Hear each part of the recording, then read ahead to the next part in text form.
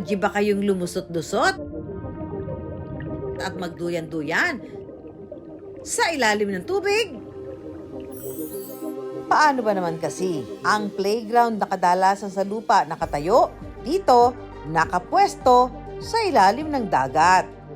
Kaya kung dito ka mag-picture taking, paniguradong Instagrammable.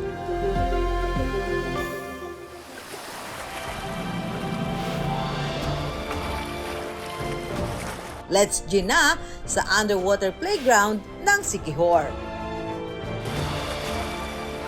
Sa barangay Dumanhog sa probinsya ng Siquijor, patok ang water adventure na free diving. Dito, ang mga turista lulubog. At ang goal, sisiri ng malalim na sahig ng dagat na walang gamit na anumang aparato. Ika nga, proper breathing is the key.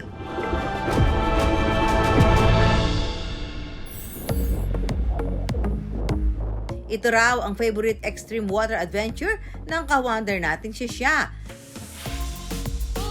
Pero mukha mang matapang at palaban. Alam niyo bang dating may thalassophobia o fear of the ocean si Shia? Almost a year na ako nag-free dive.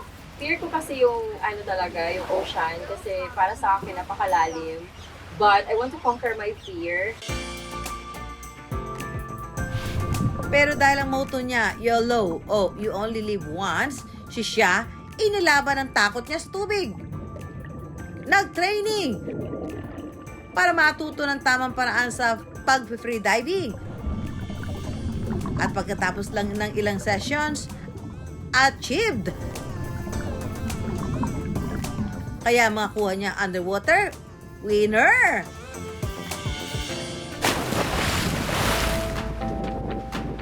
Ang may pakanaraw niyan, ang underwater videographer at freediver na si Clyde.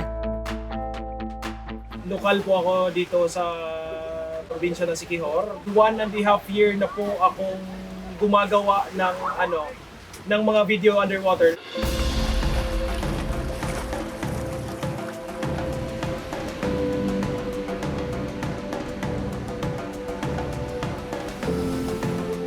For today's video, ang gustong i-unlock na goal ni Shia, ang trending na underwater playground na binabalik-balikan daw ng mga freediver.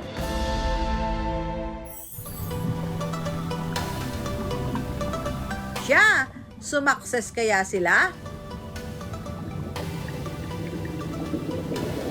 Ang dive ni Shia palalim ng palalim. Hanggang sa ang underwater playground na tanaw na niya.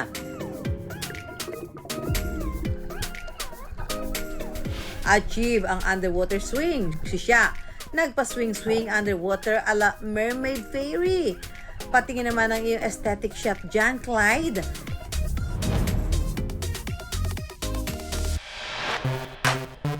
Next naman, ang mga cube na ito na mala obstacle course.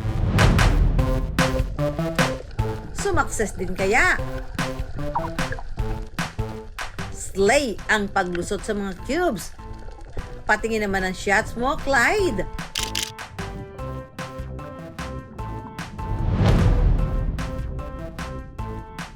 As a videographer po is, lalo na pag marami, wala gaanong relaxation time. Kahit kumakabog pa yung dibdib mo, is need mo bumaba para sa client na bumaba na.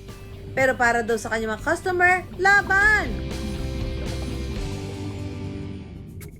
Ang mga cube daw na ito noong 1990 pa itinayo. Para po sa propagation ng coral. At binuo po yan ng CBRP, isang sangay po ng DNR. Sila po ang naglagay, kasama po yung mga fisherman. Kalaunan, ang mga ito naging atraksyon at dinagdagan ng swing. Ang mundo sa ilalim ng ating karagatan, out of this world ang ganda, ika nga. Kaya kung maglalagay ng anumang bagay, dapat tiyaking ligtas para sa mga taong gagamit at lalo tigit sa mga lamang dagat na naninirahan doon.